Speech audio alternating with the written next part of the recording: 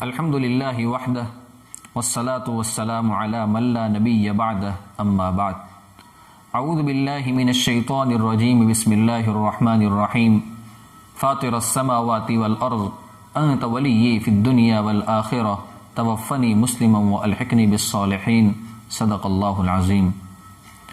میرے دوستو، ہمیں ہر وقت اس بات کی فکر کرنی چاہیے، اس بات کی فکر میں رہنا چاہیے کہ ہمارا خاتمہ ایمان کے اوپر ہو۔ ہماری جب موت آئے تو ہماری جو زبان سے آخری الفاظ جو نکلے وہ ایمان کے نکل جائے، وہ کلمہ نکل جائے۔ میرے دوستو، یہ سب سے بڑی کامیابی ہوگی ہماری دنیا کی بھی اور آخرت کی بھی۔ ہم لوگ دعائیں کرتے ہیں اللہ تبارک و تعالیٰ کے سامنے، ہم مانگتے ہیں اللہ کے سامنے، دوسری دعائیں زیادہ مانگتے ہیں، حسن خاتمہ کی دعائیں بہت کم کرتے ہیں، حالانکہ یہ ہماری سب سے بڑی ضرورت ہے۔ اور موجودہ دور کے اندر تو سب سے بڑی ضرورت ہماری یہی ہے کہ ہمارا خاتمہ ایمان کے اوپر ہو جائے۔ اور یہ دعا کتنی بڑی ہے کہ اللہ تبارک و تعالیٰ نے اس دعا کو قرآن کریم میں نقل فرمایا ہے۔ جس بندے نے یہ دعا مانگی ہے اس بندے کا بھی تذکرہ اللہ نے قرآن کریم میں کیا ہے، اور وہ کون ہے؟ حضرت سیدنا حضرت یوسف علیہ نبینا علیہ الصلاۃ والسلام۔ کتنے بڑے نبی ہیں، کتنے بڑے پیغمبر ہیں، 3 پشتوں سے پیغمبروں کی اولاد ہیں۔ حضرت یوسف علیہ الصلاۃ والسلام خود نبی ہیں، والد محترم حضرت یعقوب علیہ الصلاۃ والسلام خود نبی ہیں، ان کے والد محترم حضرت اسحاق علیہ الصلاۃ والسلام خود نبی ہے، اور ان کے والد حضرت ابراہیم علیہ الصلاۃ والسلام خود نبی ہیں۔ 3 پشتوں سے پیغمبروں کی اولاد ہیں، لیکن جب اللہ کے دربار میں ہاتھ اٹھاتے ہیں دعا مانگنے کے لیے، بھیک مانگنے کے لیے، تو کیا دعا مانگتے ہیں؟ فاطر السماوات والارض انت ولی فی الدنیا والآخرہ توفنی مسلما والحقنی بالصالحین۔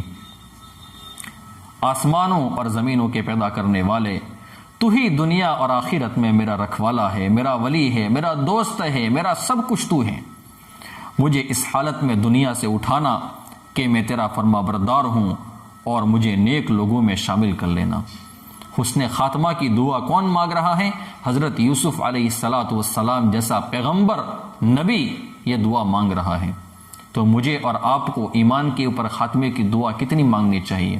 حالانکہ انبیاء کرام علیہ الصلاۃ والسلام کا خاتمہ ایمان کے اوپر ہونا یہ تو یقینی چیز ہے، اس میں تو کوئی شک کی بات ہے ہی نہیں، لیکن اس کے باوجود بھی یہ حضرات اللہ تبارک و تعالیٰ کے سامنے اس طریقے سے دعائیں کرتے تھے۔ موت کو ہمیں کثرت سے یاد کرنا چاہیے، اسی لیے اللہ کے رسول صلی اللہ علیہ وسلم نے دعا بھی سکھائی ہے، اللہم بارک لی فی الموت وفیما بعد الموت۔ اور اللہ کے نبی نے کیا فرمایا؟ جو دن کے اندر 24 گھنٹے میں 25 مرتبہ اس دعا کو مانگ لے گا اللہ تبارک و تعالیٰ کے سامنے اور موت کو یاد کرے گا، اس حال میں اگر اس کی موت ہو جاتی ہے تو وہ بندہ شہید مرے گا، شہادت کا مرتبہ اللہ تبارک و تعالیٰ اس کو عطا فرمائے گا۔ جو انسان موت کو کثرت سے یاد کرتا ہے، 3 نعمتوں سے اللہ تبارک و تعالیٰ اس کو بنیادی طور پر نوازتے ہیں۔ نمبر 1، جو بندہ موت کو بار بار یاد کرتا ہے اللہ تبارک و تعالیٰ اس کو توبہ کی توفیق جلدی دے دیتا ہے۔ وہ اللہ تبارک و تعالیٰ کے سامنے جو گناہ ہوتے ہیں اس کے معافی اللہ تبارک و تعالیٰ کے سامنے مانگ لیتا ہے، اور بہت جلد مانگتا ہے، بار بار اللہ تبارک و تعالیٰ کے سامنے توبہ کرتا ہے۔ تو جو انسان موت کو کثرت سے یاد کرتا ہے اللہ تبارک و تعالیٰ اس کو پہلی نعمت عطا فرماتے ہیں کہ توبہ میں جلدی اس کو دے دیتے ہیں۔ نمبر 2، روزی میں قناعت، یعنی اس بندے کو جتنی روزی ملتی ہے اس کے اوپر وہ خوش رہتا ہے۔ نمبر 3، عبادت کے اندر چستی آ جاتی ہے، عبادت کا شوق اس کے اندر جاگ جاتا ہے، وہ بار بار اللہ تبارک و تعالیٰ کے سامنے جا کر عبادت کرتا ہے، نفل نماز پڑھتا ہے، قرآن کریم کی تلاوت کرتا ہے، ذکر کرتا ہے، دین کا کام کرتا ہے۔ تو توبہ کی موت کو یاد کرنے کی وجہ سے اور موت کو کثرت سے یاد کرنے کی وجہ سے بنیادی طور پر 3 نعمت اللہ تبارک و تعالیٰ عطا فرماتے ہیں۔ اور جو انسان موت کو یاد نہیں کرتا ہے تو 3 طرح کی سزائیں بنیادی طور پر اس کو ملتی ہے۔ نمبر 1، توبہ میں تاخیر، کیونکہ جس بندے کو موت کی پرواہ ہی نہیں ہے، موت کی فکر ہی نہیں ہے، اپنے خاتمے کا یعنی اس کو خیال بھی نہیں آتا ہے کہ میرا خاتمہ کس کے اوپر ہوگا، تو وہ بندہ توبہ کے اندر تاخیر کر لیتا ہے، گناہ کرتا ہے لیکن اللہ کے سامنے معافی نہیں مانگتا ہے۔ وہ یوں سمجھتا ہے کہ میں کل توبہ کر لوں گا، پرسوں توبہ کر لوں گا، بعد میں جا کر توبہ کر لوں گا، زندگی بہت پڑی ہے میرے لیے معافی مانگنے کے لیے۔ تو جو انسان موت کو یاد نہیں کرتا ہے تو توبہ کے اندر اس کو تاخیر ہو جاتی ہے۔ نمبر 2، جو روزی اللہ تبارک و تعالیٰ اس کو دے دیتے ہیں اس کے اوپر وہ خوش نہیں رہتا ہے۔ نمبر 3، عبادت کے اندر سستی آ جاتی ہے۔ اس لیے ہمیں کثرت سے موت کو یاد کرنا چاہیے۔ ہمارے اکابر اور اسلاف جو تھے نا، وہ اپنی موت سے کبھی غافل نہیں رہتے تھے۔ ایک واقعہ میں آپ کو سناتا ہوں۔ آپ نے ایک نام سنا ہوگا، بہت بڑے اللہ والے ہیں، حضرت ابراہیم ابن ادہم رحمۃ اللہ علیہ۔ ایک مرتبہ ان سے کسی نے یہ درخواست کی کہ حضرت آپ ہمارے پاس بیٹھے، ہم آپ کے کچھ واقعات سننا چاہتے ہیں۔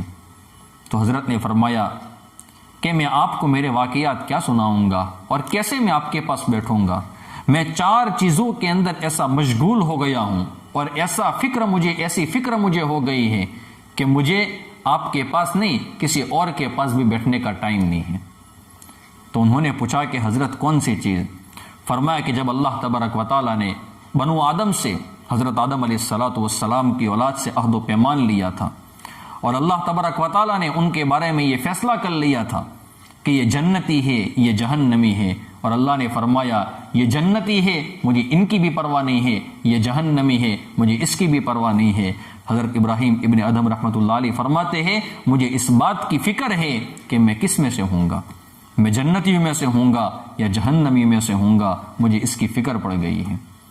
فرمایا کہ میں سوچتا ہوں کہ جب ماں کے پیٹ کے اندر اللہ تبارک و تعالیٰ بچے کو پیدا فرما لیتے ہیں، اس کے اندر روح پھونک لیتے ہیں، اور ایک فرشتہ اللہ تبارک و تعالیٰ کے سامنے یوں کہتا ہے کہ اللہ، اس بچے کو ہمیں کن لوگوں میں سے لکھنا ہے؟ بد نصیبوں میں سے لکھنا ہے یا خوش نصیبوں میں سے لکھنا ہے؟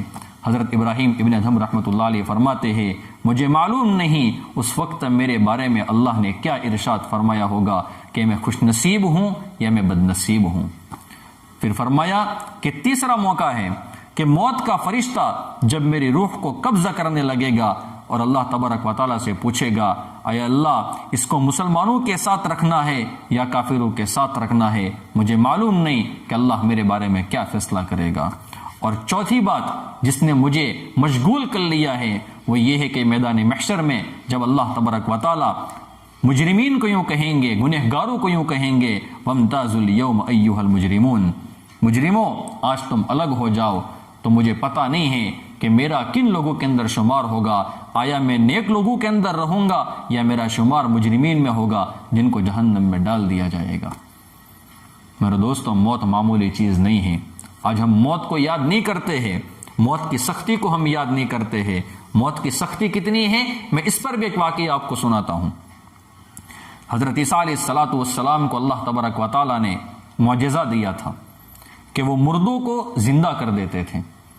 تو ایک کافر حضرت عیسیٰ علیہ السلام کے پاس آیا اور آ کر کہنے لگا کہ حضرت آپ مردوں کو زندہ کر لیتے ہیں، لیکن آپ تو ایسے مردوں کو زندہ کرتے ہیں جو ابھی ابھی مرے ہیں، ہمیں تو شک ہوتا ہے کہ پتہ نہیں وہ مرے ہیں یا نہیں ہیں، اور آپ ان کو ڈائریکٹ اٹھا لیتے ہیں۔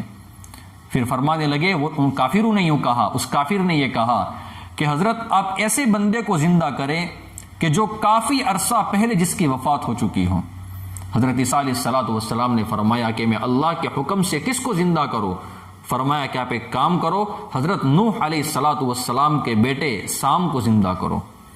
حضرت عیسیٰ علیہ السلام اور وہ کافر حضرت نوح علیہ السلام کے بیٹے سام کی قبر کے اوپر گئے۔ حضرت عیسیٰ علیہ السلام نے 2 رکعت نماز پڑھی، اللہ تبارک و تعالیٰ سے دعا کی، تو اللہ تبارک و تعالیٰ نے حضرت نوح علیہ السلام کے بیٹے کو زندہ کر دیا۔ جب وہ قبر سے نکلا تو اس کا جو سر تھا اور جو داڑھی تھی اور اس کے جو بال تھے وہ سفید ہو چکے تھے۔ حضرت عیسیٰ علیہ السلام نے فرمایا کہ یہ سفیدی کیسے آ گئی؟ آپ کے زمانے میں تو داڑھی اور سر کے بال سفید نہیں ہوتے تھے۔ تو حضرت نوح علیہ السلام کے بیٹے نے یوں کہا کہ جب میں نے پکار سنی تو میں سمجھا کہ قیامت قائم ہو گئی ہے، تو قیامت کی ہولناکی کی وجہ سے میری داڑھی اور سر کے بال سفید ہو گئے ہیں۔ پھر پوچھا کہ آپ کو فوت ہوئے کتنا عرصہ ہو گیا ہے، آپ کا انتقال ہوا اور کتنا ٹائم ہو گیا ہے؟ تو وہ کہنے لگا کہ 4000 سال ہو چکے ہیں، لیکن موت کی سختی کو بھی میں ابھی محسوس کر رہا ہوں۔ مجھے ایسا محسوس ہو رہا ہے کہ گویا کہ ابھی ابھی میری موت نکالی گئی ہے، ابھی ابھی میرے اوپر موت واقع ہوئی ہے، 4000 سال پہلے جو موت نکالی گئی تھی اور اس کی جو تکلیف تھی وہ ابھی بھی مجھے محسوس ہو رہی ہے۔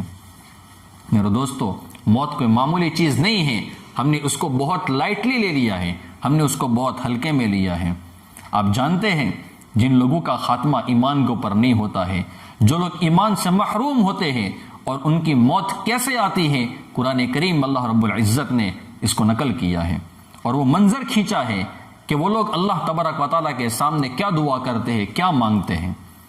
اللہ تبارک و تعالیٰ قرآن کریم میں ارشاد فرماتے ہیں حَتَّى إِذَا جَاءَ أَحَدَهُمُ الْمَوْتُ قَالَ رَبِّ ارْجِعُونِ، یہاں تک کہ جب ان میں سے کسی پر موت آ جاتی ہے، موت کا وقت آ جاتا ہے، میں خلاصہ بتا رہا ہوں، تو وہ کیا کہیں گے؟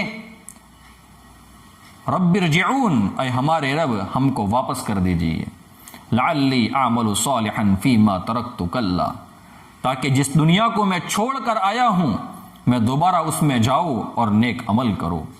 اللہ رب العزت ارشاد فرماتے ہیں انہا کلمۃ هو قائلها، اس کا با محاورہ ترجمہ ہم یوں کر سکتے ہیں کہ اللہ رب العزت ارشاد فرماتے ہیں یہ بکواس کر رہا ہے، یہ جھوٹ بول رہا ہے، اگر دوبارہ اس کو دنیا کے اندر بھیج دیا جائے تو دوبارہ بھی یہ وہی کام کر کے آئے گا، وہی نافرمانیاں کر کے آئے گا، وہی گناہ کر کے آئے گا جو اس نے پہلے کیے تھے۔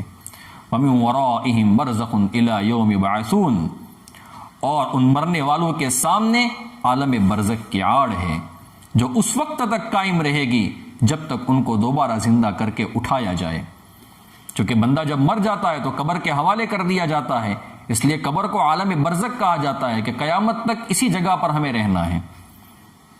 اللہ رب العزت ارشاد فرماتے ہیں فَإِذَا نُفِخَ فِي الصُّورِ فَلَا أَنْسَابَ بَيْنَهُمْ يَوْمَئِذٍ وَلَا يَتَسَاءَلُونَ، پھر جب سور پھونکا جائے گا تو نہ ان کے درمیان رشتے ناتے باقی رہیں گے، نہ کوئی کسی کو پوچھے گا۔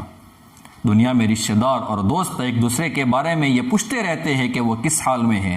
قیامت کا منظر اتنا ہولناک ہوگا کہ ہر شخص کو اپنی فکر پڑی ہوگی اور اسے اتنی فرصت نہیں ہوگی کہ وہ رشتہ داروں اور ملاقات کرنے والوں لوگوں کے بارے میں حال معلوم کرے کہ وہ کیسے ہیں۔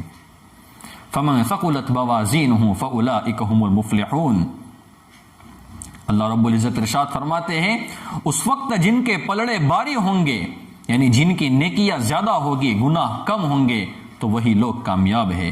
وَمَنْ خَفَّتْ مَوَازِينُهُ فَأُولَٰئِكَ الَّذِينَ خَسِرُوا أَنفُسَهُمْ فِي جَهَنَّمَ خَالِدُونَ، اور جن کے پلڑے ہلکے ہوں گے، مراد نیکیاں کم ہوگی، گناہ زیادہ ہوں گے، تو یہ وہ لوگ ہوں گے جو گھاٹے میں ہوں گے، جو نقصان میں ہوں گے، اور جو جہنم میں ہمیشہ ہمیش کے لیے رہیں گے۔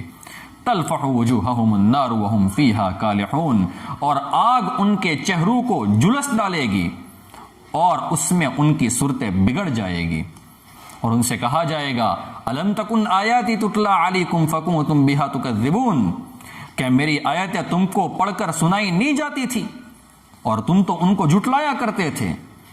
تو وہ لوگ کیا جواب دیں گے؟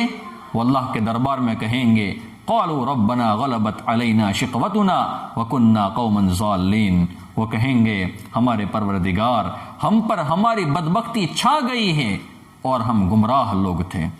ربنا اخرجنا منہا فإن عدنا فإنا ظالمون، ہمارے پروردگار ہمیں یہاں سے باہر نکال دیجئے، پھر اگر ہم دوبارہ وہی کام کرے تو بے شک ہم ظالم ہوں گے۔ اللہ رب العزت ارشاد فرمائیں گے قال اخسئوا فیہا ولا تکلمون، اسی دوزخ کے اندر ذلیل ہو کر پڑے رہو اور مجھ سے بات بھی نہ کرو۔ پھر اللہ رب العزت ارشاد فرماتے ہیں انہو کان فریق من عبادی یقولون ربنا آمنا فاغفر لنا ورحمنا وانت خیر الراحمین، میرے بندوں میں سے ایک جماعت اور ایک گروپ یہ دعا کرتی تھی اے ہمارے پروردگار ہم ایمان لے آئے ہیں بس ہمیں بخش دیجئے، ہم پر رحم فرما دیجئے، اور آپ سب رحم کرنے والوں میں سب سے زیادہ بڑھ کر رحم فرمانے والے ہیں۔ فَاتَّخَذْتُمُوهُمْ سِخْرِيًّا حَتَّى أَنْسَوْكُمْ ذِكْرِي وَكُنْتُمْ مِنْهُمْ تَضْحَكُونَ، تو تم لوگوں نے ان لوگوں کا مذاق بنایا تھا یہاں تک کہ انہی کے ساتھ مذاق کرنے نے اور ان کے ساتھ چھیڑ چھاڑ کرنے نے تمہیں میری یاد تک سے غافل کر دیا اور تم ان کی ہنسی اڑاتے رہے۔ اللہ رب العزت ارشاد فرماتے ہیں انی جزیتہم الیوم بما صبروا انہم هم الفائزون، انہوں نے جس طرح صبر سے کام لیا آج میں نے انہیں اس کا یہ بدلہ دیا ہے کہ انہوں نے اپنی مراد کو پا لیا ہے۔ قال کم لبثتم فی الارض عدد سنین، پھر اللہ تبارک و تعالیٰ ان دوزخیوں سے فرمائے گا کہ تم زمین میں کتنے سال رہے ہو، تو وہ کیا جواب دیں گے؟ قالوا لبثنا یوما او بعض یوم فاسأل العادین، وہ کہیں گے ہم ایک دن یا ایک دن سے کم رہے ہوں گے۔ آخرت کا عذاب اتنا سخت ہوگا میرے دوستو کہ اس کے مقابلے میں دنیا کی ساری زندگی اور اس میں جو عیش و عشرت کیے تھے وہ ان دوزخیوں کو ایک دن یا اس سے بھی کم معلوم ہوگی۔ وہ کہیں گے ہمیں پوری طرح یاد نہیں ہے، اس لیے جنہوں نے وقت کی گنتی کی ہو اب ان سے پوچھ لیجئے۔ قال ان لبثتم الا قلیلا لو انکم کنتم تعلمون، اللہ تبارک و تعالیٰ فرمائے گا تم تھوڑی مدت سے زیادہ نہیں رہے ہو، کیا خوب ہوتا، کیا اچھا ہوتا اگر یہ بات تم نے اس وقت سمجھ لی ہوتی۔ یعنی اب تو تم نے خود دیکھ لیا ہے کہ دنیا کا عیش ایک دن کا نہ سہی مگر آخرت کے مقابلے میں بہت تھوڑا ہے۔